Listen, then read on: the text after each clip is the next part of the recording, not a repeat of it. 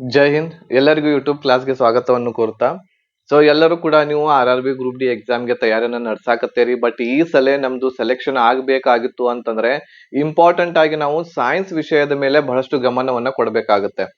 Science ದಲ್ಲಿ 25 questions ಗಳು ಬರ್ತಾವು. ಆ 25 ಕ್ವಶನ್ಸ್ ಗಳು ಯಾವ ಟಾಪಿಕ್ ದಿಂದ ಬರ್ತಾವು ಅನ್ನೋದನ್ನ ಈ ವಿಡಿಯೋದಲ್ಲಿ ನಾನು ಚರ್ಚೆ ಮಾಡ್ಲಿಕ್ಕೆ ಹೋಗ್ತಾ ಇದ್ದೀನಿ.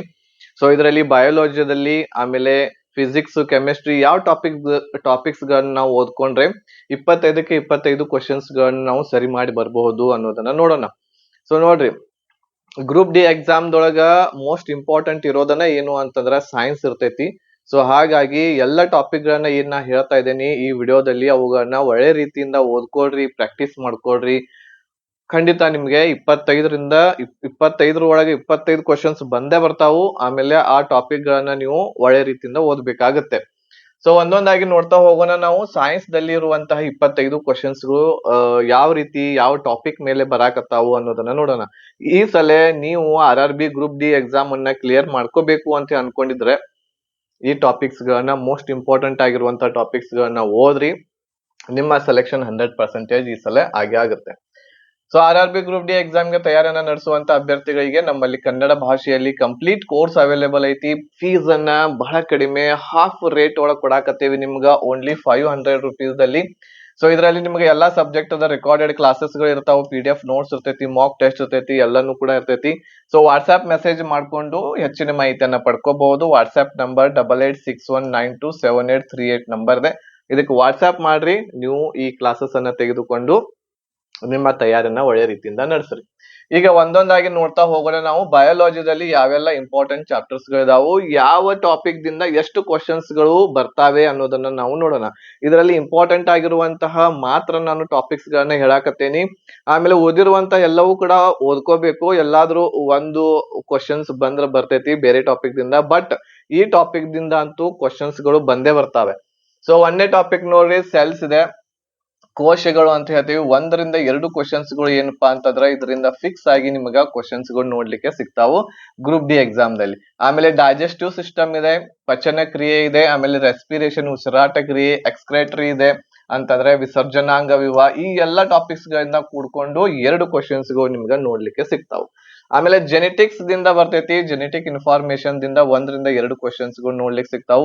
ಆಮೇಲೆ ಫೋಟೋಸಿಂಥೆಸಿಸ್ ದಿಂದ ಅಂತಂದ್ರೆ ದ್ವಿತೀಯ ಸಂಶ್ಲೇಷಣೆ ಏನು ಗಿಡಗಳಲ್ಲಿ ಆಗ್ತೈತಿ, ಅದರಿಂದ 2 ಕ್ವಶನ್ಸ್ ಗಳು ನೋಡ್ಲಿಕ್ಕೆ ಸಿಗ್ತಾವ ನಿಮ್ಗ.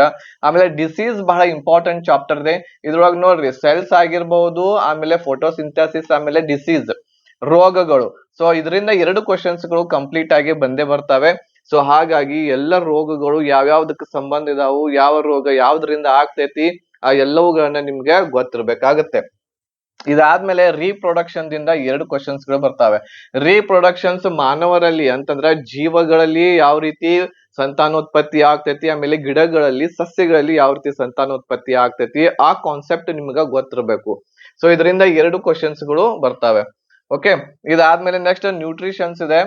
ಪೋಷಣೆ ಅಂತ ಹೇಳ್ತೇವೆ ನಾವು, ಇದರಿಂದ 2 ಕ್ವಶನ್ಸ್ ಗಳು. ಈ 7 ಟಾಪಿಕ್ಸ್ ಮೋಸ್ಟ್ ಇಂಪಾರ್ಟೆಂಟ್ ಟಾಪಿಕ್ಸ್ ಏನಿದಾವಲ್ಲ, ಇದರಿಂದ ಕ್ವಶನ್ಸ್ ಗಳು ಬರೋದು ಫಿಕ್ಸ್ ಗ್ರೂಪ್ ಡಿ ಎಕ್ಸಾಮ್ ದಲ್ಲಿ.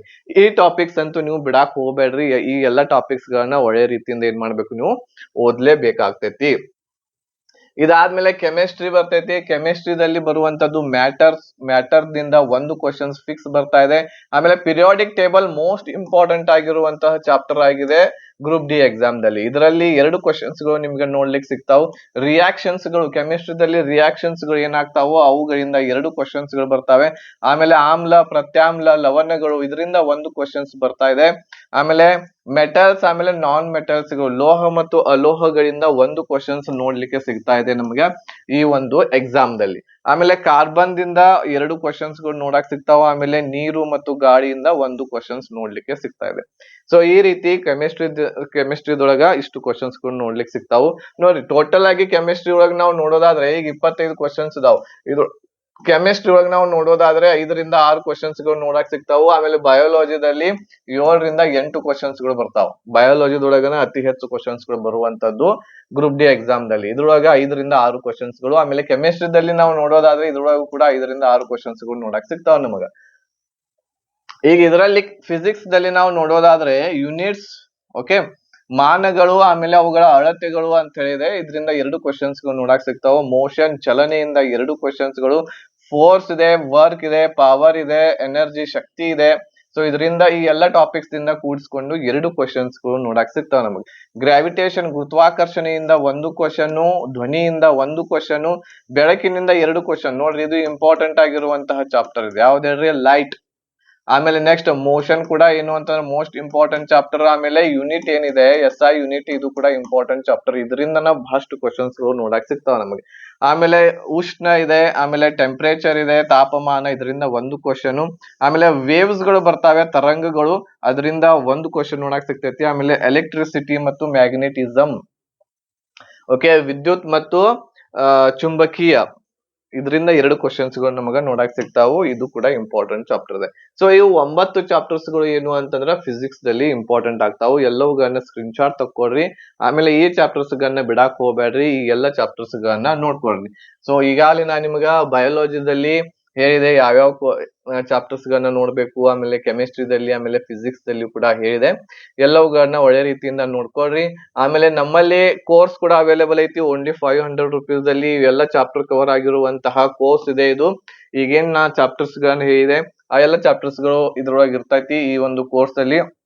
ಅದರ ಜೊತೆಗೆ ನಮ್ಮಲ್ಲಿ ಫ್ರೀ ಕ್ಲಾಸಸ್ ಗಳು ಕೂಡ ಈಗಾಗಲೇ ಯೂಟ್ಯೂಬ್ ದೊಳಗೆ ನಡೆಯಾಕತ್ತಾವು. ಫ್ರೀ ಕ್ಲಾಸಸ್ ಗಳನ್ನ ಕೂಡ ನೀವು ಏನ್ ಮಾಡಬಹುದು, ನೋಡ್ಕೋಬಹುದು ಯೂಟ್ಯೂಬ್ ಚಾನೆಲ್ ದಲ್ಲಿ. ಇದರಲ್ಲಿ ಈಗ ನಾವು ಬಯಾಲಜಿ ಕ್ಲಾಸಸ್ ಗಳನ್ನ ಪ್ರಾರಂಭ ಮಾಡೇವಿ. ಇದಾದ್ಮೇಲೆ ಫಿಸಿಕ್ಸ್ ಕ್ಲಾಸಸ್ ಗಳನ್ನ ಕೂಡ ಫ್ರೀ ಆಗಿ ನಿಮ್ಗ ಕೊಡಾಕತ್ತೇವಿ. ಈ ಎಲ್ಲ ಕ್ಲಾಸಸ್ ಗಳನ್ನ 1 by 1 ನೋಡ್ತಾ ಹೋಗ್ರಿ. ಎಲ್ಲಾ ಚಾಪ್ಟರ್ಸ್ ಗಳು ಇವು ಕವರ್ ಆಗಿರ್ತಾವ. ಒಂದ್ ವೇಳೆ ನಿಮಗ ಎಲ್ಲಾನು ಕೂಡ ಬೇಕಾಗಿತ್ತು ಅಂತಂದ್ರ ಗ್ರೂಪ್ ಡಿ ಎಕ್ಸಾಮ್ ಗೆ ಸೈನ್ಸ್ ಅಷ್ಟ ಅಲ್ಲ, ಇದರಲ್ಲಿ ಮ್ಯಾಥ್ಸ್ ಕೂಡ ಇರ್ತೈತಿ.